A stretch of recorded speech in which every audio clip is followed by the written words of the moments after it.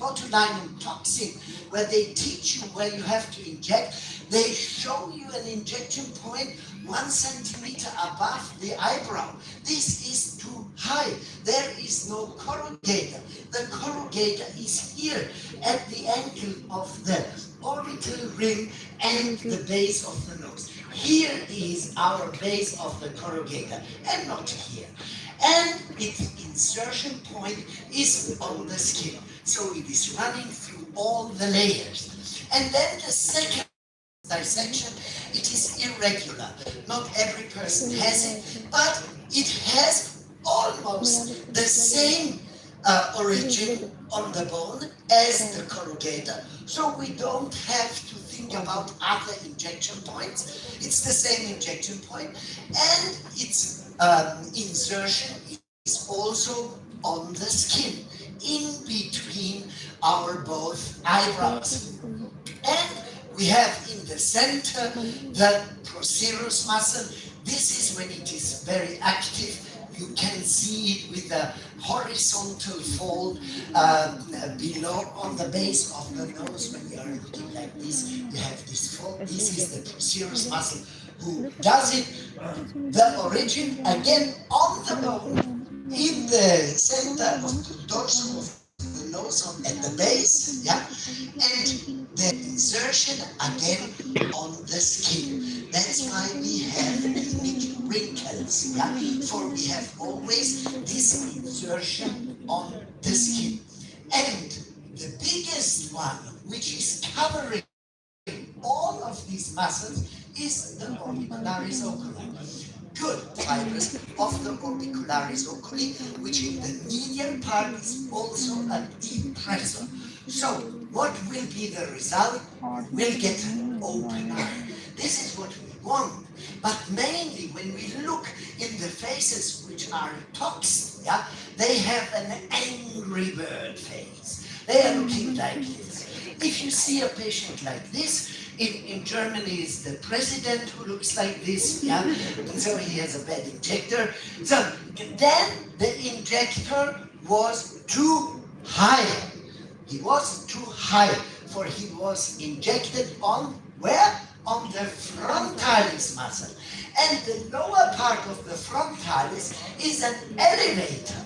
So if you block the elevator, the eyebrow comes down and you have the angry bird. Yeah? Sometimes some people like it, but mainly you don't like it. And at the insertion of this on the skin, you should be very superficial. But we have here something which is tricky. How can we find this insertion point? They frown, you see a dimple above the eyebrow. This is mainly where there is the insertion point. But when you now inject perpendicular, you have to know the tip of the needle and the opening of the needle where the toxin comes out is around 1 millimeter difference. After 1 millimeter, you already can touch the bone, for the skin is nothing. We think always that we have a very thick skin in the forehead, but you are very fast if you inject perpendicular, where we are close to the supraorbital foramen. And the supraorbital foramen has a connection with the orbit, yeah? And this is the way how toxin enters into the eye and how toxin can cause apoptosis of the upper eyelid, yeah? And this is not very nice for our patients, but the good thing is it is not long lasting, for not the whole amount of toxin is entering intraorbital. So only a small part, and so after 4 to 6 weeks, everything is gone. But you can avoid it. How you can avoid it? You don't go perpendicular. You let them frown so that you can see the dimple. And when you see the dimple, you go with your needle the direction of the muscle. And then you start here in the center of the muscle, for the needle is around 12, 13 to 9 millimeters, depending on the needle you are using. And when you are retrograde injecting, on the insertion point, you only have a little bit of drop. Yeah, and then you get a nice result for the glabella lines. And to inject the procerus muscle, this is helpful. In former times, I only injected the procerus when it was necessary, when they had a horizontal line. But I see a better outcome when we regular inject the procerus. So on the bone in the center of the base of the nose, for here is the origin, yeah, and two intradermal small papulas with 1 unit each side in the. You have a nice result with an open eye. So this is our periorbital activity of the mimic muscles. So orbicularis, the upper part is the depressor, the lower part is the levator, and the pars palpebralis, there are the fibers who are connected and they make these wrinkles under the eye. But now we say we are talking about the beauty point in the lower eyelid. Be careful. The beauty point in the lower eyelid is only something. Yeah, now it's out.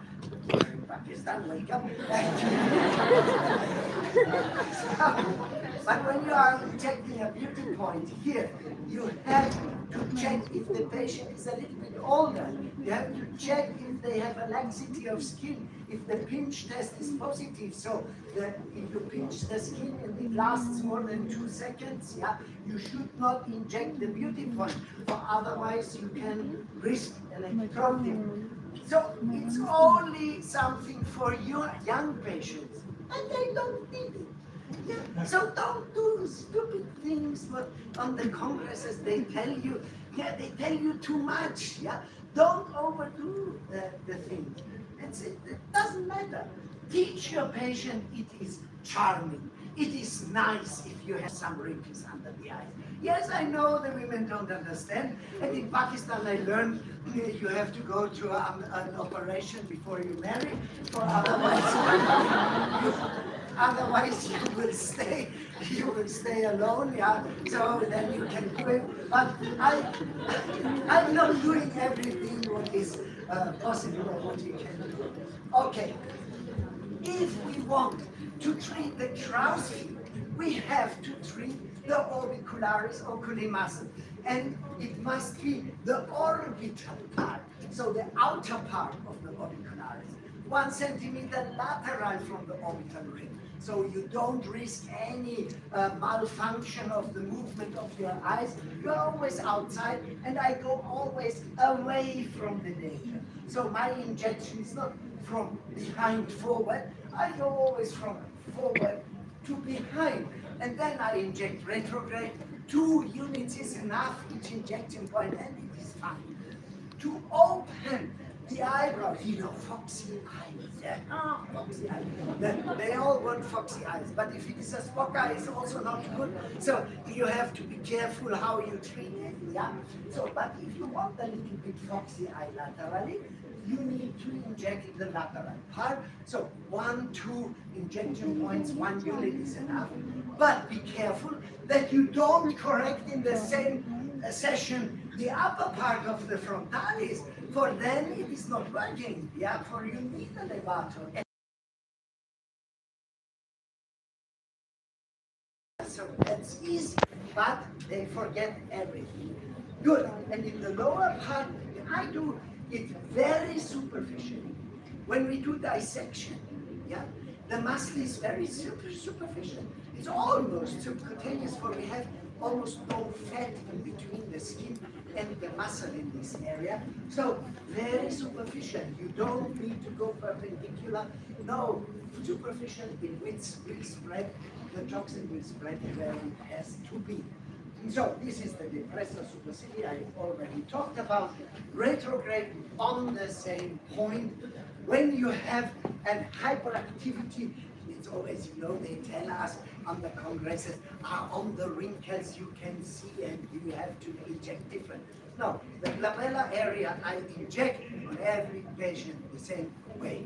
If it is Asian, if it is from Africa, if it is from Europe, if it is from America, I inject the glabella always the same for muscles in all ethnicities, the same location. Doesn't matter. Black, white, yellow, doesn't matter. So always the same, and it is nice to know how the wrinkles are performed by which muscle, hyper or less activity, but it doesn't matter, it's stupidity, so forget it again, and we go to the next. Procerus, yeah, yes, we see if you have the horizontal line, we have to treat it, I already told you. So those are my injection points, and I am entering the whole needle and inject. See the dimple, yeah, when you frown very nicely. Not on every patient you can see exactly this way, and then you know where you have to inject. If you are injecting the orbicularis oculi, you have to be careful if you have harmonica wrinkles. Yeah, here on this side, you have to be careful not to go too deep and too low. For here you have the zygomatic major muscle, and when you block the zygomatic major muscle, you get a strange smile, so a joker smile, and this is also not really nice. These are the injection points. There was a recent study where they replaced the injection points by only 1 point. I tried it several times, but I think it is better to inject more injection points for only 1 point. Does not give you the same result. Okay, this is the beauty point which we don't do. Just to the forehead, yeah? We have, when we dissect the forehead, a so-called medium frontal septum. And this medial frontal septum is the reason why the frontalis muscle, the lower part, is an elevator and the upper part is a depressor. And this we call the conversion line. Yeah? And this septum, no. You hear me, right? Yes. Yeah, and this septum, we have to know that it is perforated. So it's not really a septum. And that's the reason you have to be careful when you inject the forehead. Also, I'm not doing it perpendicular. I'm doing it tangential all the time. So I don't want to put my toxin in between the aponeurosis and the periosteum, for we have, you know, the loose connective tissue, and then the toxin can migrate down, through the supraorbital foramen to the orbit, and you can get again your hanging upper eyelid. So be careful, inject. If it is subcutaneous, even better than if you are too deep. For if you are too deep, it can migrate, and otherwise it can go the wrong way. So the conversion line. So classically we injected, yeah, retrograde. We injected 3 points. You can make 4 and 5 points. But when you start, make it 1, 2, 3. Yeah, and when it's not enough, the patient comes back after 2 weeks, and then you do some small corrections. What we know now, I recently was on a congress in Berlin, and they found out, where there was a study of South Africa, they found out that the concentration of the motoric end plates is concentrated in this area. So I think in the next few years, we will have a change of our lectures, that we put small droplets on many injection points, and this I want to show you later, with a so-called amount is like a baby Botox, yeah, but small droplets in a results, yeah. And okay, all the other things, this I wanted just to mention now. Be careful when you correct this wrinkle above the eyebrow.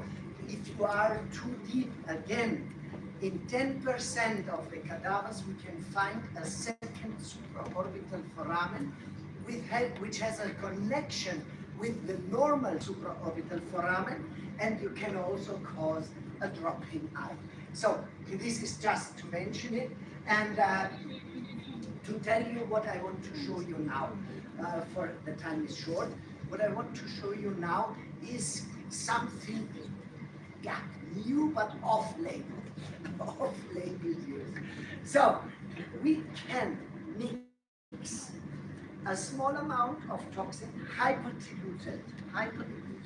So I dilute 50 units, yeah, with 2 ml of saline solution and 3 ml of a hyaluronic acid-based biostimulator, which is nothing than a non-cross-linked hyaluronic acid with 59 ingredients. Probably you know it is NCTF, yeah.